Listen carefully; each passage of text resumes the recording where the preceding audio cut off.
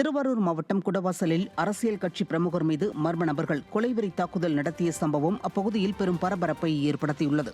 குடவாசல் அருகே காவனூர் பகுதியைச் சேர்ந்த அரசியல் கட்சி பிரமுகர் மது என்ற மதுசூதனன் என்பவரை அகரஒகை என்ற பகுதியில் 6 பேர் கொண்ட மர்ம கும்பல் சரமாரியாக வெட்டியுள்ளது. இதில் பலத்த காயமடைந்த மதுசூதனனுக்கு தஞ்சாவூர் தனியார் மருத்துவமனையில் தீவிர சிகிச்சை அளிக்கப்பட்டு வருகிறது. இந்த சம்பவம் குறித்து வழக்கு பதிவு செய்து காவல்துறையினர் விசாரணை நடத்தி வருகின்றனர். சென்னை கோயம்பேடு பிருந்தாவன் நகர் பகுதியில் பூங்காவின் சுற்றுச்சுவர் கீழே விழும் நிலையில் உள்ளதை மாநகராட்சி அதிகாரிகள் கண்டுகொள்ளவில்லை என பொதுமக்கள் குற்றம் சாட்டியுள்ளனர். ஏற்கனவே பூங்காவை சுற்றி குப்பைகளால் துர்நாற்றம் வீசி நோய் தொற்று பரவி வருவதை கண்டுகொள்ளாத மாநகராட்சி அதிகாரிகள் பூங்காவின் சுற்றுச்சுவர் கீழே விழும் நிலையில் உள்ளதையும் கண்டுகொள்ளாமல் உள்ளனர். விடுமுறை நாட்கள் என்பதால் குழந்தைகள் பூங்காக்களில் விளையாடி வரும் நிலையில் விபத்து ஏற்படும் அபாயம் உள்ளது. எனவே பூங்காவில் சிதலமடைந்துள்ள உபகரணங்களையும் சுற்றுச்சுவரையும் சீரமைக்க வேண்டும் என பொதுமக்கள் கோரிக்கை விடுத்துள்ளனர்.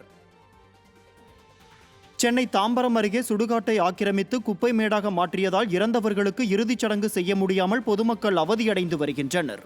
தாம்பரம் மாநகராட்சிக்குட்பட்ட அஸ்தினாபுரத்தில் உள்ள சுடுகாடு ஆக்கிரமிப்பால் சுருங்கிவிட்டதாகவும் தற்போது குப்பை மேடாக காட்சியளிப்பதாகவும் அப்பகுதி மக்கள் குற்றம் சாட்டியுள்ளனர். மேலும் உரைக்கிடங்கில் இருந்து கொட்டப்படும் கழிவுகளால் அப்பகுதியில் துர்நாற்றம் வீசுவதுடன் நோய் தொற்று பரவும் அபாயம் உள்ளதாகவும் மக்கள் அச்சம் தெரிவித்துள்ளனர். விடியா திமுக ஆட்சியில் உயிரிழந்தவர்களுக்கு முறையாக இறுதிச் சடங்கு செய்ய முடியாத அவலநிலை ஏற்பட்டுள்ளதாக பொதுமக்கள் குற்றம் சாட்டியுள்ளனர். இன்னைக்கு இந்த நகராட்சி என்ன பண்ணியிருக்காங்கன்னாக்கா, இந்த இடத்துல மண்புழு உரம் தயாரிக்கக்கூடிய இதுன்னு சொல்லிட்டு ஒன்று ஆரம்பிக்கிறோம்னு சொல்லிட்டு சின்னதாக ஷெட்டு போட்டு ஆரம்பிச்சாங்க ஒரு 5-6 வருஷத்துக்கு முன்னால். அப்பயே நாங்கள் அப்ஜெக்ஷன் பண்ணோம்.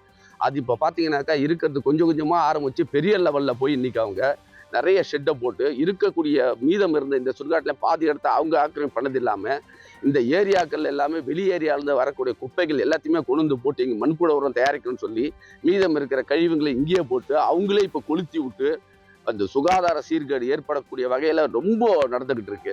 இதை தவிர்த்து பார்த்தீங்கன்னாக்கா இங்கே லோக்கலில் இருக்கக்கூடிய பக்கத்தில் இருக்கிறவங்கலாம் பார்த்தீங்கன்னாக்கா இது திறந்தபடியாக இருக்குது, ஒரு கேட்டு கிடையாது, எந்த வசதி இல்லாத இருக்கிற காலத்தால் வெளியில் இருக்கக்கூடிய ஆட்கள்லாம் சமூக விரோதிகள்லாம் உள்ளார தண்ணி அடிக்கிறதும் அடிக்கடி இந்த பிரச்சனைகள் பண்ணுறதுமா அது வேற ஒரு பக்கம் இங்கே நடந்துட்டு இருக்கு.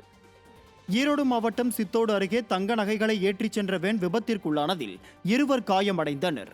சேலம் கோவை தேசிய நெடுஞ்சாலையில் கோவையில் இருந்து சேலம் நோக்கி தனியார் சரக்கு வாகனம் சுமார் 666 கோடி ரூபாய் மதிப்பிலான 810 கிலோ தங்க நகைகளை ஏற்றிச் சென்றுள்ளது. அப்போது சமத்துவபுரம் பகுதியில் வளைவில் சென்றபோது நிலை தடுமாறி வாகனம் கவிழ்ந்து விபத்திற்குள்ளானதில் வேன் ஓட்டுநர் சசிகுமார், பாதுகாவலர் பால்ராஜ் பலத்த காயமடைந்தனர். தகவல் அறிந்து வந்த போலீசார் இருவரையும் மீட்டு மருத்துவமனையில் அனுமதித்தனர். இதைத் தொடர்ந்து பாதுகாப்புடன் தங்க நகைகளை சேலத்திற்கு அனுப்பி வைத்தனர்.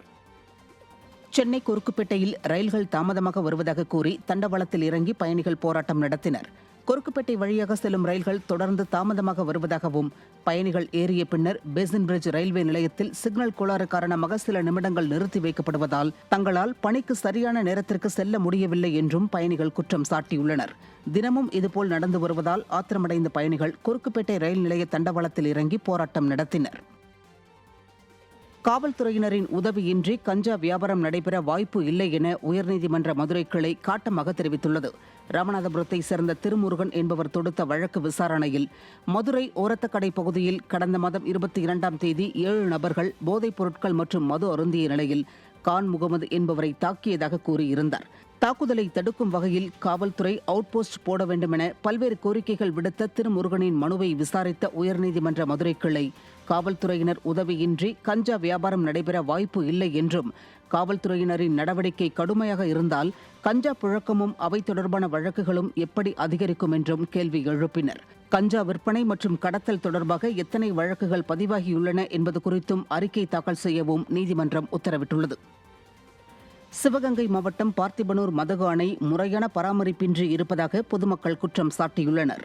வேதியரேந்தல் கிராமத்தில் வைகை ஆற்றின் குறுக்கே கட்டப்பட்டுள்ள பார்த்திபனூர் மதகு அணை மூலம் சுமார் 4,08,000 ஹெக்டேர் பாசன நிலங்கள் பாசன வசதி பெற்று வருகின்றன. இந்த நிலையில் பார்த்திபனூர் மதகு அணை முறையான பராமரிப்பின்றி சமூக விரோதிகளின் கூடாரமாக மாறி வருவதாகவும் குடித்துவிட்டு மது பாட்டில்களை அணைப்பகுதியில் போட்டுவிட்டு செல்வதாகவும் பொதுமக்கள் குற்றம் சாட்டியுள்ளனர். பார்த்திபனூர் மதகு அணையை பராமரிக்க மாவட்ட நிர்வாகம் நடவடிக்கை எடுக்க வேண்டும் என அப்பகுதி மக்கள் மற்றும் விவசாயிகள் வலியுறுத்தியுள்ளனர்.